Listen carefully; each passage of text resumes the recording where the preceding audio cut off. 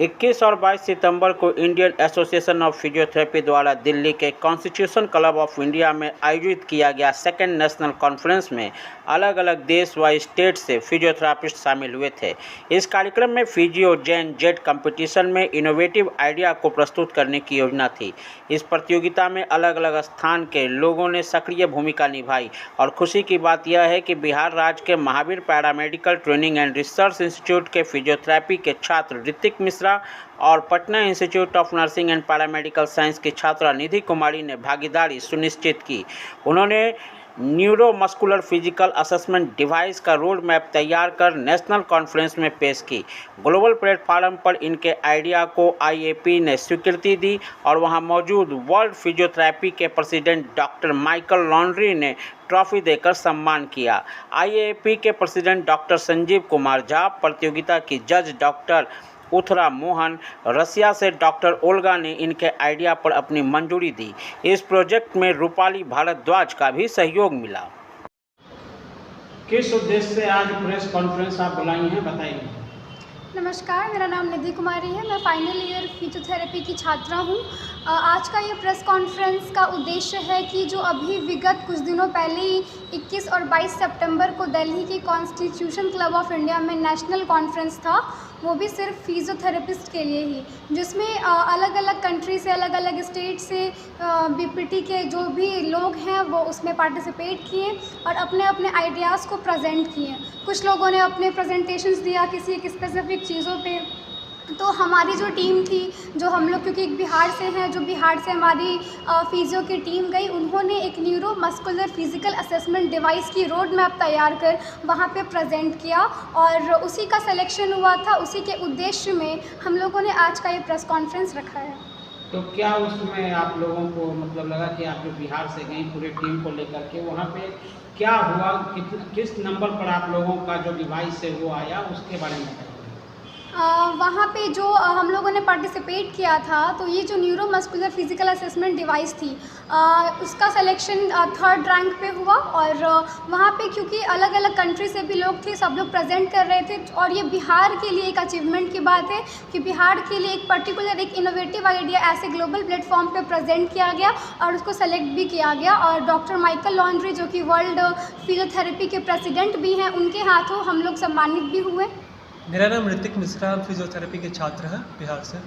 ऋतिक जी, क्या कहेंगे, किस डिवाइस के बारे में चर्चा हो रही है जिस डिवाइस ने बिहार से बाहर जाकर के एक झंडा गाड़ा है, फिजियोथेरापिस्ट वर्ल्ड में एक नाम बनाया है, क्या बताएंगे, डिवाइस क्या है, कैसे काम करेगा? दरअसल ये न्यूरोमस्कुलर फिजिकल असेसमेंट डिवाइस है। ये एक डिवाइस है जो कि असेसमेंट बहुत ईजी कर देगा। एक सेइंग है, if you diagnose well you can treat best. मतलब ट्रीटमेंट तो सबको पता है, लेकिन डायग्नोस में ही लोगों को दिक्कत होता है। तो ये डिवाइस सबसे पहले स्कैन करती है ऑर्गेनिज्म की, वो कैसे ऑर्गेनिज्म है। उसके बाद उसमें पहले प्रोग्रामिंग डाटा है, उसके अकॉर्डिंग सबसे पहले आते के साथ स्कैन करने के बाद ये डिवाइस बताएगी कि कौन सा पर्टिकुलर ऑर्गेनिज्म है। फिर उसके बाद muscle testing, orthopaedic test, reflex test, ये सारे ऑर्थोपेडिक टेस्ट ये करके डिवाइस डायग्नोस ईजिली कर देगी पर्टिकुलर डिजीज़ है। और पर्टिकुलर जॉइंट्स जितने भी मसल्स हैं, मसल के टेस्टिंग करने के बाद पूरी डाटा क्लियर कर देगी। और ह्यूमन तक ही नहीं, ये डिवाइस जानवर का भी ट्रीटमेंट असेसमेंट बहुत आसानी से कर सकती है। तो ये डिवाइस के बन जाने से फिजियोथेरेपी में एक नया ब्रांच वेटनरी बन जाएगा, जो कि लोग मास्टर्स इन वेटनरी कर सकते हैं। इसकी मार्केट पोटेंशियल बहुत ही ज़्यादा है, क्योंकि बहुत सारे रोज़गार का सृजन इस डिवाइस से होगा। ऑर्थोपेडिक्स के डिपार्टमेंट से और न्यूरोमस्कुलर के डिपार्टमेंट्स के लोग सारे डाटास को बताएंगे कैसे कैसे असेसमेंट होती है। फिर ये सारी चीज़ें उसको रोबोटिक्स डिपार्टमेंट को देगी। फिर रोबोटिक्स डिपार्टमेंट अपने नॉलेज से ये डिवाइस को बनाएंगे और ये डिवाइस इम्प्लीमेंट होने के बाद ये डिवाइस को एसेस करने के लिए, चलाने के लिए अलग अलग जहाँ हम लोग वाइल्ड लाइफ सेंचुरीज़ हैं, जू है, उस जगह पे हम लोग जानवर के असेसमेंट करने के लिए डिवाइस को रख सकते हैं। मैं doctor Ashwini Kumar Singh, senior physiotherapist AIIMS Patna. कैसा लगता है जब अपने ही स्टूडेंट इस तरह से जा करके कहीं बाहर झंडा गाड़ते हैं, तो क्या खुशी मिलती है, ये बताइए। ये बहुत बढ़िया है, क्योंकि कहते हैं भारत की जो 65% आबादी है यंग्स की है, तो यूथ को एक अलग टेक्निक का सोचना चाहिए देश को आगे बढ़ाने के लिए। क्या है, एक ही चीज़ को चलते चलते उसको हम लोग करते हैं, देश आगे नहीं बढ़ेगा। तो इन बच्चों ने नया टेक्नोलॉजी ईजाद किया है और इस टेक्नोलॉजी की मदद से क्या होता है कि ट्रीटमेंट तो आसान होता है, जैसे ऋतिक जी ने बोला कि ट्रीटमेंट बहुत आसान है, लेकिन हम डायग्नोसिस कैसे करें, मतलब हम रोग को पहचाने कैसे। तो इस डिवाइस के द्वारा रोबोटिक्स और AI टेक्नोलॉजी के माध्यम से हम उस माध्यम से पेशेंट को जो प्रॉब्लम है, जो जानवर हो उनका हम क्या प्रॉब्लम वो पकड़ सकते हैं और फिर हमें ट्रीटमेंट करने में आसानी होगा। और ये जो हमारा फाउंडेशन है फिजियोआर्ट फाउंडेशन, वो बेसिकली फिजियोथेरेपी पे काम कर रही है पूरे भारत में। हम स्लम में जाके लोगों का फ्री इलाज करते हैं, लोगों का अवेयर करते हैं फिजियोथेरेपी के बारे में। मैं doctor N Ayesha, director of physio helpline and doctor Faheem's paramedical institute.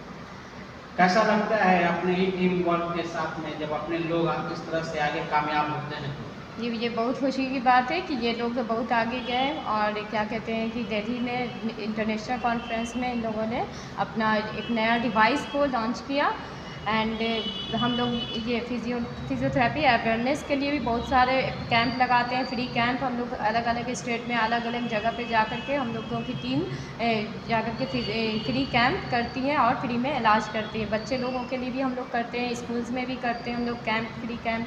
और क्या कहते हैं, इस तरीके से हम लोग ट्रीटमेंट किया जाता है। सर, इस तरह का डिवाइस जब मार्केट में आएगा तो कितनी संभावनाएं हैं रोजगार के बढ़ने की, या फिजियोथेरेपी को किस तरह की एक नई दिशा मिलेगी?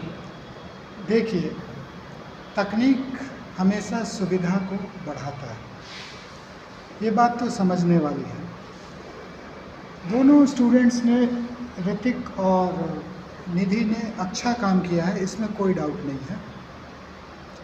जहाँ तक क्लिनिकल स्किल का बात है, अगर कुछ इन्फॉर्मेशंस उसमें हम डालते हैं और उसको वो इंटरप्रेट करके डायग्नोसिस, मतलब करेक्ट डायग्नोसिस तक पहुंच पाते हैं, तो ये बहुत ही बड़ा अचीवमेंट होगा। और चूँकि इसको IAP ने रिकॉग्नाइज़ किया है, तो ये मेरे हिसाब से तो माइलस्टोन अचीवमेंट है। इतने बड़े प्लेटफॉर्म पे इन्होंने अपने रोड मैप को रखा, उन्होंने एक्सेप्ट किया। अब बाकी आर्टिफिशियल इंटेलिजेंस और रोबोटिक्स का काम है, तो धीरे धीरे थोड़ा रिसर्च वर्क और करके मुझे पूरी उम्मीद है कि इसमें काफ़ी सफलता मिल सकती है। अपना परिचय? मेरा नाम डॉक्टर उमा शंकर है।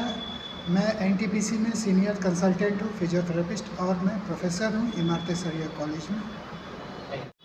क्या कहेंगे निधि जी, दिल्ली जाकर के आपको जब बिहार का नेतृत्व कर रही थी तो कई बार ऐसा होता है कि बिहार को लेकर के खास करके लोग उपेक्षा करते हैं, तो आपका जब इस तरह का ये डिवाइस आया चर्चे में तो कैसा लगा लोगों के बीच कि बिहार का भी एक नाम है, एक शान है कि बिहार के लोग भी अब रिसर्च कर रहे हैं?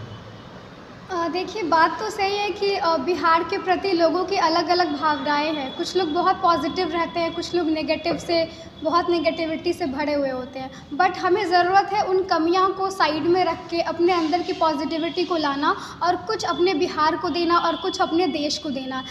मैं एक फिजियोथेरेपी डिपार्टमेंट से हूँ, तो मैं अपने क्षेत्र से रह कर के क्या आउटपुट अपने देश को, अपने स्टेट को प्रोवाइड कर सकती हूँ। जहाँ तक बात है हमारे डिवाइस की, इस डिवाइस को अभी हमने जो रोड मैप तैयार किया है वो, और उसको IAP ने भी अप्रूव किया है, ये हमारे लिए काफ़ी खुशी की बात है। और इस डिवाइस की रोड मैप को आगे हम लोग और भी जगह पर विस्तार पूर्वक पेश करेंगे और बहुत जल्द अपने रोबोटिक्स डिपार्टमेंट से बात करके भी इसको मार्केट में लाया जाएगा। ऋतिक जी, क्या डिवाइस भी आप लोग बनाने जा रहे हैं? नहीं, हम लोग डिवाइस नहीं बनाएंगे। डिवाइस बनाने का हम रोबोटिक्स डिपार्टमेंट करेगी। हम लोग और सारे ऑर्थोपेडिक्स टीम और न्यूरोलॉजिकल के टीम मिलकर डाटा कलेक्ट करके रोबोटिक्स डिपार्टमेंट को देंगे, फिर रोबोटिक्स डिपार्टमेंट के डिवाइस को बनाएगी। ये कम्प्लीटली AI जनरेटेड डिवाइस होगी। वीडियो को लाइक करें, शेयर करें, सब्सक्राइब करें और तमाम तरह की खबरों से जुड़ने के लिए बेल आइकन को ज़रूर दबाएं। धन्यवाद।